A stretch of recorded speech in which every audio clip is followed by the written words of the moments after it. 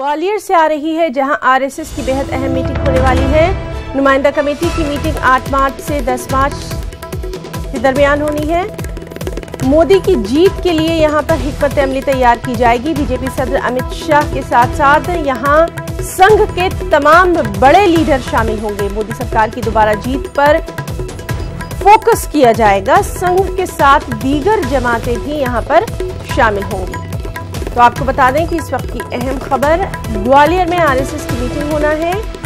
नुमाइंदा कमेटी की ये मीटिंग 8 मार्च से 10 मार्च के दरमियान होनी है। मीटिंग में मोदी की जीत के लिए हिकमत अमली तैयार की जाएगी। बीजेपी सदर अमित शाह समेत संघ के बड़े लीडर इसमें शामिल रहेंगे। मोदी सरकार की दोबारा जीत पर यहां तमाम तर तवज्जो मरकूज की जाएगी। संघ के साथ यहां दीगर जमातें भी शामिल होंगी।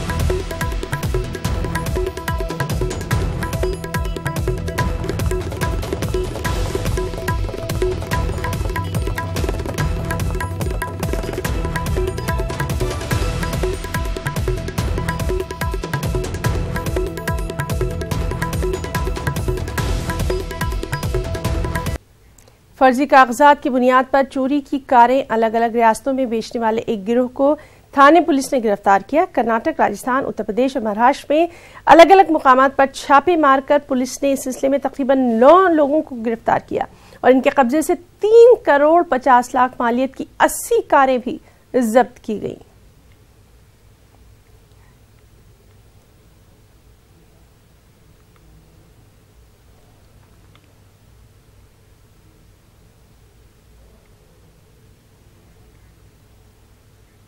महाराष्ट्र में देवेंद्र फडणवीस हुकूमत भी इस बार राम मंदिर कार्ड इस्तेमाल करने की तैयारी में है। इसी असना में महाराष्ट्र हुकूमत मुंबई में आलमी सतह पर रामायण महोत्सव मनाने जा रही है। 25 फरवरी से 28 फरवरी तक चलने वाले इस महोत्सव पर तकरीबन 5 करोड़ रुपए खर्च किए जाएंगे। हिंदुस्तान के अलावा कंबोडिया, फिलिपाइन, इंडोनेशिया के फनकार हिंदी जबान में रामायण पेश करते नजर आएंगे। महाराष्ट्र सरकार की ओर से रामायण फेस्टिवल का आयोजन करने जा रही है सरकार। 5 करोड़ रुपए से ज़्यादा खर्च करने का कार्यक्रम तय हुआ है।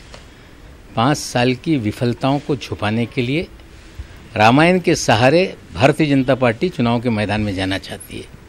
हमें लगता है कि राम जी के नाम पर पिछले 30 सालों से बीजेपी राजनीति कर रही है। देश की जनता समझ चुकी है।